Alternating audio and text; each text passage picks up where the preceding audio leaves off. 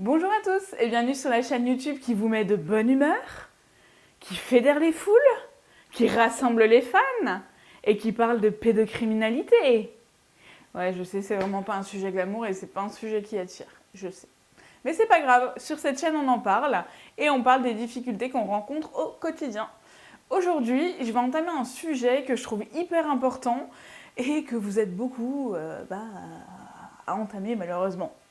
Je parle avec beaucoup d'entre vous et alors avec des victimes, d'ailleurs que j'aimerais qu'on commence à appeler les survivants sur cette chaîne. Et souvent, il y a cette question qui revient, c'est pourquoi moi?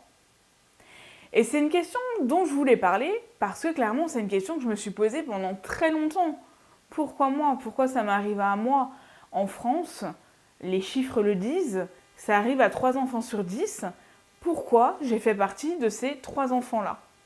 Sachant que moi, ça a commencé lorsque j'étais bébé, comment j'ai pu attirer ça, etc. Et quand j'étais plus jeune, ou en tout cas avant de commencer ma thérapie, j'avais mes 1000 théories pour justifier le fait que le problème venait de moi et que c'était moi qui avais provoqué la chose.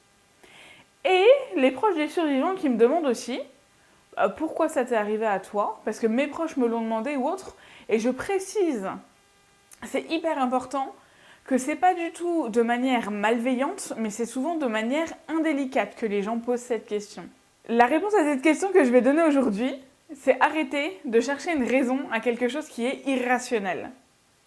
On l'a vu dans une autre vidéo, la pédocriminalité, c'est totalement illégal. Je le rappelle au cas où quelqu'un passe sur la chaîne et ne le sache pas encore. Donc, un pédocriminel, lorsqu'il fait ça, il sait exactement ce qu'il fait. Vous verrez d'ailleurs beaucoup plus les pédocriminels traîner devant les crèches que traîner devant les EHPAD. Simplement parce que les enfants les attirent et pas forcément les vieux. Et d'ailleurs, il y a aussi plusieurs types de pédocriminels et on en parlera dans une autre vidéo. Et ça, c'est aussi important, mais c'est un sujet à traiter complètement, qui sont attirés par les enfants beaucoup plus jeunes et d'autres par les enfants beaucoup plus vieux. Et des pédocriminels qui sont attirés par les enfants de bébés à adolescents.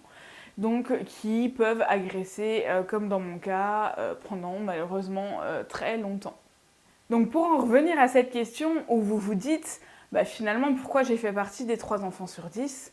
Je vous répondrai que j'aurais préféré faire partie des 7 autres enfants, naturellement. Mais en fait, il n'y a pas de réponse à cette question. Vous n'aviez pas forcément une personnalité plus douce ou autre, en tout cas s'il a commencé à vous attaquer bébé. Je dirais plutôt qu'il y avait un environnement propice, ou une situation sociale, une situation familiale qui a permis aux pédocriminels d'agir. Et souvent, il faut savoir qu'ils ont une figure d'autorité dans leur famille, donc qui leur permet d'agir en toute impunité, parce que souvent, quand c'est découvert, ils peuvent continuer. Alors malheureusement, et c'est un chiffre vraiment, mais qui est hyper important, dans 80% des cas, les pédocriminels peuvent continuer à faire ce qu'ils sont en train de faire, donc d'abuser d'enfants, et d'abuser de l'enfant dans la famille.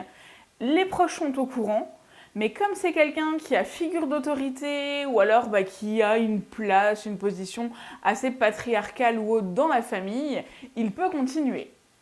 Vous n'aviez pas vu Pixel depuis longtemps, elle est de nouveau de retour. Et en plus, par ce froid, il fait -8 chez nous. Clairement, elle n'a pas envie de sortir. Et moi non plus. Et d'ailleurs, si ma voix part un peu en cacahuète de temps en temps, c'est parce qu'il commence vraiment à faire froid. En discutant un peu comme ça avec une victime, je lui ai donné cette comparaison qui peut paraître un peu stupide. Mais si vous vous demandez pourquoi vous avez été agressé, ou vous vous êtes fait agresser, parce que je sais qu'il y en a qui n'aiment pas qu'on utilise certains termes, demandez-vous pourquoi les vieux continuent de croire que leur âge leur permet de continuer de passer aux caisses prioritaires. Il n'y a pas de réponse à la question. C'est pas un manque d'éducation ou autre, c'est simplement que, comme je le disais, il y a cet environnement propice. Alors, il y a aussi cette perversité dont j'ai déjà expliqué et j'en ai déjà parlé dans une autre vidéo. Mais en fait, arrêtez de chercher une explication à une question à laquelle vous ne pourrez pas répondre. Sachez simplement que c'est absolument pas de votre faute et que vous n'avez rien fait pour que ça arrive.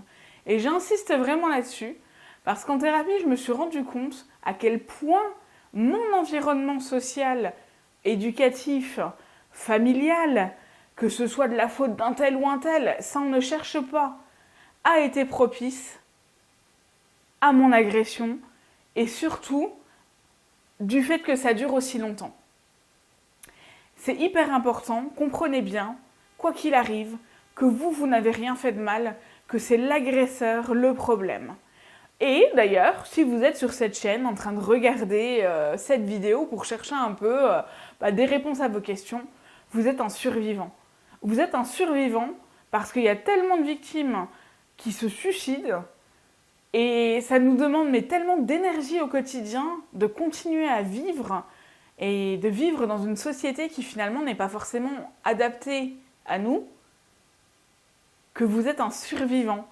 Alors soyez fiers de vous et arrêtez de vous poser cette question qui finalement n'a pas de réponse rationnelle.